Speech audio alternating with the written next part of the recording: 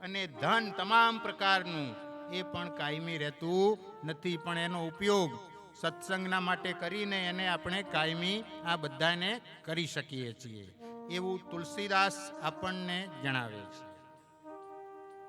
બીજું તુલસીદાસ કહે છે, બરાબર ખ્યાલમાં રાખો, બહુ જ મહત્વની વાત અને આજના સમયને બહુ જ પરફેક્ટ સેટ થાય એવી. રામ નામ મેં આળસુ, રામ નામ મેં આળસુ, ભોજનમાં હોશિયાર. राम नाम में आड़सू, भोजन में होशियार, तुलसी ऐसे जीव को बार बार धिक्कार.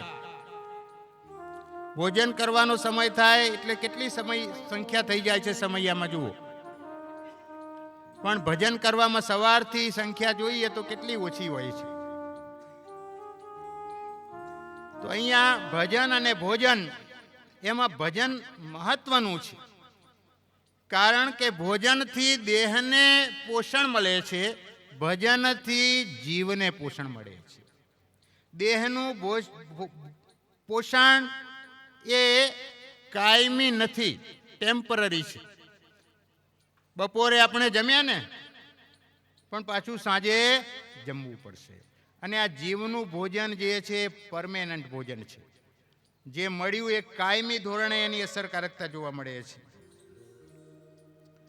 તો તુલસીદાસ બીજું પણ વાત કરે છે, બરાબર ખ્યાલમાં રાખજો, કે આ દુનિયામાં ગમે તેટલી પ્રાપ્તિ થઈ હોય પણ ભગવાનનું ભજન ના કર્યું હોય તો એની પરિસ્થિતિ ઘણી જ ખરાબ છે.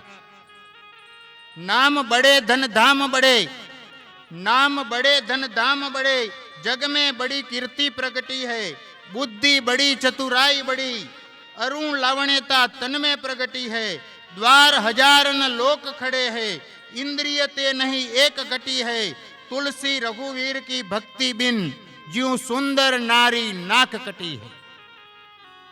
सुंदर नारी नाक कटी है. नारीનું સૌંદર્ય ગમે તેટલું હોય પણ એનું નાક કાપી લેવામાં આવ્યું હોય અથવા કપાઈ ગયું હોય તો એની કોઈ શોભા રહેતી નથી. એમાં આપણે ચપ્પાએ કરીને નાક કાપવાની વાત નથી, પણ ગમે તેવી સુંદર અને રૂપાળી સ્ત્રી હોય પણ એની આબરૂ જ ના હોય, બધે ફર્યા કરતી હોય તો એની કોઈ કિંમત રહેતી, એને નાકકટી કહેવાય. એમાં નાકકટી સ્ત્રીઓ હોય છે એવું નહીં, પુરુષોય પણ હોય છે નાકકટા, એની કોઈ કિંમત રહેતી નથી. તો તુલસીદાસ કહે છે આ લોકમાં આટલું બધું હોય, શું શું હોય? નામ મોટું હોય, ધામ એટલે કે રહેવાનું બિલ્ડિંગ મોટું હોય, જગમાં બડી કીર્તિ પ્રગટી હોય, બુદ્ધિ બડી ચતુરાઈ બડી, અરુણ લાવણ્યતા તન્મે, સૂર્યમાં સૂર્યના તેજ જેવું શરીરમાં પ્રકાશ હોય, એના દ્વાર ઉપર હજારન લોક વાહ વાહ કરતા હોય, ઇન્દ્રિય એક ઘટી ના હોય એટલે તમામ ઇન્દ્રિયો બહુ સારું કામ કરી રહી હોય. આ બધું હોવા છતાંય ભગવાનનું ભજન ના થયું હોય તો આ સુંદર નારી નાક કટી હૈ. તો જુઓ તુલસીદાસ આપણને બહુ ઢોલ વગાડી વગાડીને વાત કરે છે.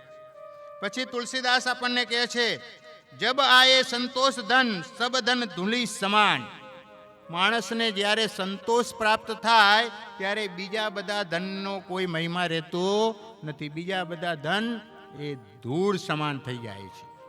ભગવાન સ્વામિનારાયણે પણ પ્રથમના વચનામૃતોમાં વાત કરી છે, પ્રથમના 27મા વચનામૃતમાં, કે હું એવા ભક્તના હૃદયમાં નિવાસ કરું છું કે જેને સોનાનો ઢગલો અને પથ્થરનો ઢગલો બંને સમાન વર્તતા હોય. પ્રથમના 27મું વચનામૃત વાંચી જોજો. તો તુલસીદાસ પણ આપણને એ જ વાત કરે છે. પછી તુલસીદાસ કહે છે, तुलसी वो नर चतुर है, तुलसी वो नर चतुर है, राम शरण ले लेन. તુલસીદાસ કહે છે એ જ નર હોશિયાર છે કે જેમને રામનું શરણું સ્વીકારી લીધું છે.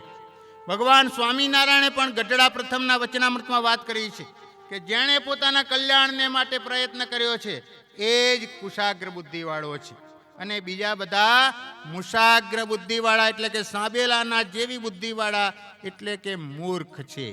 દિવાનજી આટલો બધો કારભારી છતાંય મૂર્ખ, અને નાથ ભક્ત જે છે એની જોડે કશુંય નહીં, સવારે શું ખાવું એની ચિંતા, છતાંય કે જે નાથ ભક્ત બુદ્ધિશાળી છે, કારણ કે એને પોતાના કલ્યાણના જતન માટે પ્રયત્ન શરૂ કરી દીધો છે.